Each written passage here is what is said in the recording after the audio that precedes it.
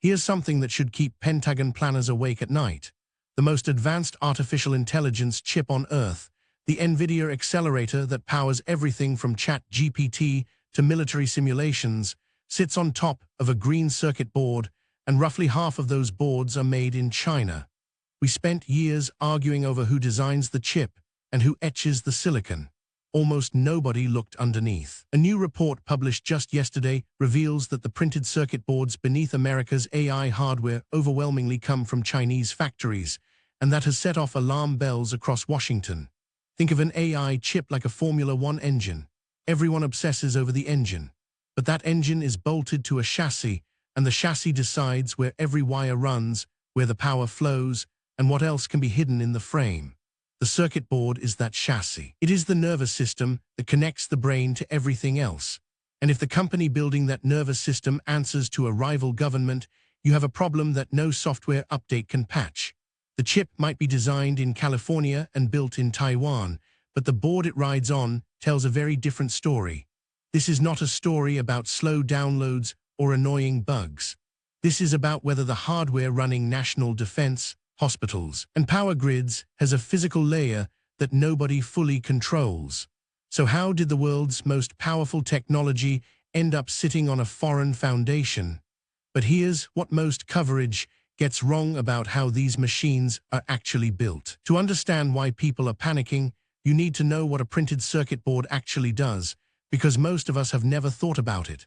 Open any laptop, phone, or server, and you will see a flat green or blue board covered in thin copper lines. Those lines are roads. The chips are the cities. The circuit board, or PCB, is the entire highway system connecting them, carrying power and data between every single component at billions of signals per second. Without it, a chip is just an expensive square of silicon that does nothing. Here is the part that surprises people. China produces around half of the world's printed circuit boards, more than any other nation by a huge margin. The United States, by comparison, makes only about 4%. We outsourced this layer decades ago because boards were seen as boring, low-margin commodity parts. The cardboard box your expensive gift came in. Why would anyone care who makes the box? But that thinking ignored one uncomfortable truth. Whoever manufactures the board has physical access to the roads your data drives on. They decide the layout, they place the copper, and they can, in theory, add a road nobody asked for. For 30 years, that risk felt theoretical because the boards went into toasters and televisions. Now they go into AI supercomputers running classified workloads. The boring part of the stack suddenly became the most sensitive part. And this is where things get surprising, because the warnings about this exact scenario started years ago. Let me take you back to 2018, because this exact fear has a famous and deeply controversial origin story. A major business publication dropped a bombshell report claiming that tiny malicious chips, allegedly no bigger than a grain of rice, had been secretly implanted on Supermicro server boards built in China. The claim was that these chips could quietly phone home, opening a backdoor into the servers of nearly 30 major American companies. Imagine a spy the size of a sesame seed soldered onto a highway, silently copying every car that passes. The companies named in the report furiously denied it.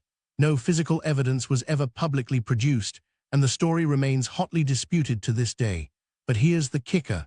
Whether or not that specific attack was real, it proved something terrifying to security experts. The attack was physically plausible.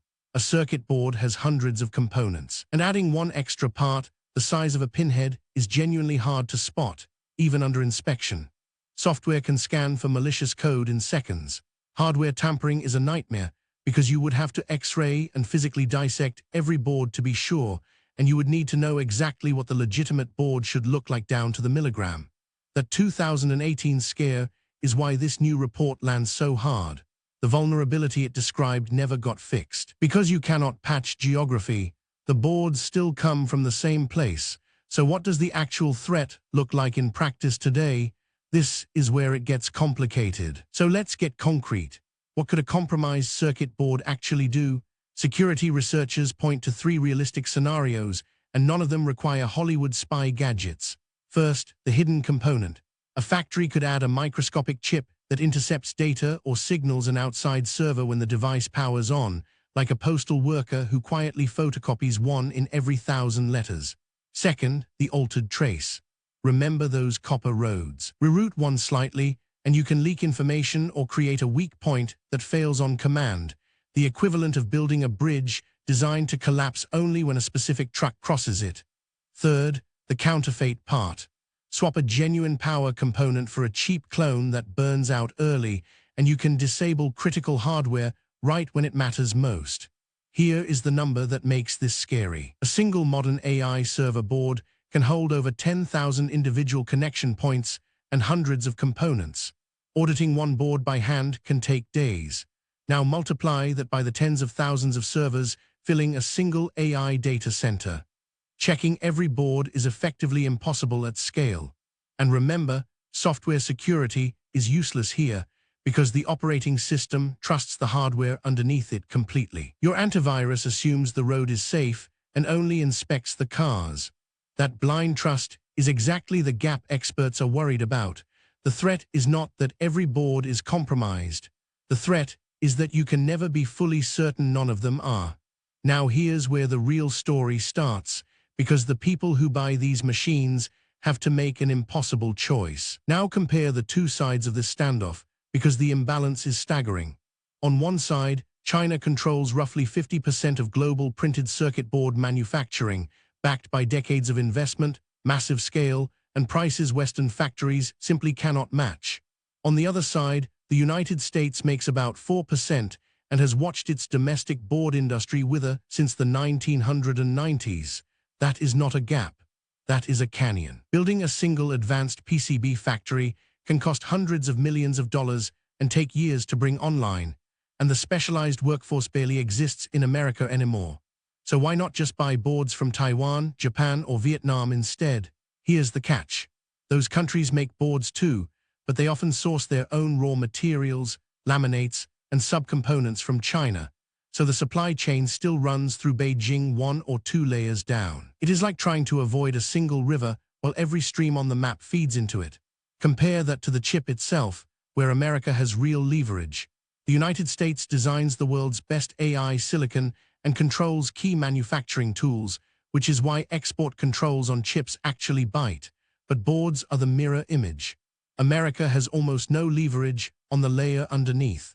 One side of the machine America dominates completely. The other side it barely touches. That asymmetry is why this report is causing such a stir in defense circles, and it raises a far bigger question about what happens next. But here's what most coverage gets wrong about who actually pays for fixing this. So what is genuinely at stake here, beyond the headlines?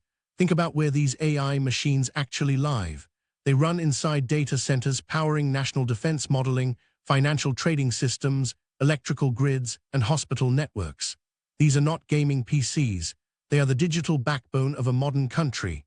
If even a small fraction of the hardware underneath them carries a hidden flaw, the damage is not measured in lost files.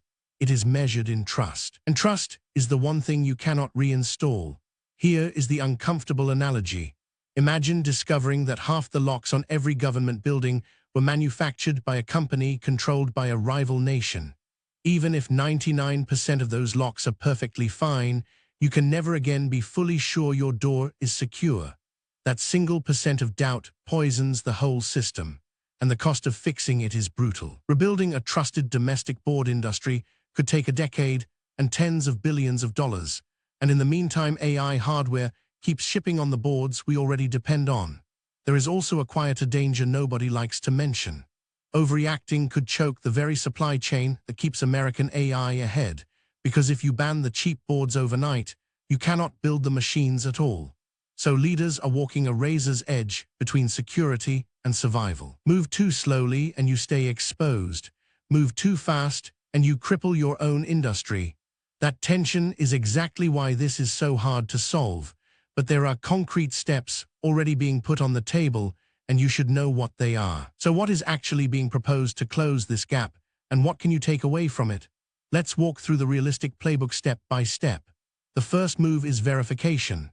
Lawmakers and defense agencies are pushing for hardware provenance tracking, essentially a birth certificate for every board, recording exactly where it was made and by whom, so sensitive systems can demand trusted sources. Think of it as a nutrition label for electronics. The second step is reshoring incentives. The same approach that brought chip plants back to American soil is now being aimed at circuit boards, with proposed grants and tax breaks to rebuild domestic factories that vanished decades ago. The third step is inspection technology. Companies are developing automated X-ray and AI-powered scanning that can compare a board against its blueprint and flag anything that does not belong, turning a days-long manual audit into a faster automated check. Now here is what this means for you directly, even if you never touch a data center. First, expect the phrase supply chain security to start appearing on the products you buy, the way organic and made locally became selling points. Second, understand that cheaper is not always safer, and that the lowest-priced hardware often hides the longest supply chain. Third, when you hear politicians talk about bringing manufacturing home, this hidden board layer is a huge and rarely explained part of why. The fixes are real, but none of them are fast, and that delay is the whole challenge. Which brings us to the single most important thing to take away from all of this. So here's what this really means for you and what to watch for in the months ahead. The single biggest takeaway is this: the security of advanced technology is not just about the famous chip on top. It runs all the way down to the humble green board underneath, the layer we ignored for 30 years because it seemed boring. That blind spot is now the front line of a quiet contest over who controls the foundation of the AI era. Watch for 3 signals. First, new rules requiring proof of where hardware is made, especially for anything touching government or defense, because that is the first domino. Second, fresh investment announcements aimed at rebuilding American board factories, which will tell you how seriously Washington is taking this. And third, any new report claiming actual tampering, because that would transform this from a theoretical risk into a full-blown crisis overnight. The deeper lesson reaches beyond circuit boards. In a connected world, you are only as secure as the least watched part of your supply chain, and the parts we stop paying attention to are exactly where the real vulnerabilities hide. The most dangerous weak point is always the one everyone assumes is too boring to matter. Now it has everyone's attention. If this opened your eyes to what is really inside the technology you rely on, follow for daily AI news, because stories like this are moving faster than ever. And we break down the ones that actually matter. The chip gets the headlines. The board, it turns out, holds the secrets.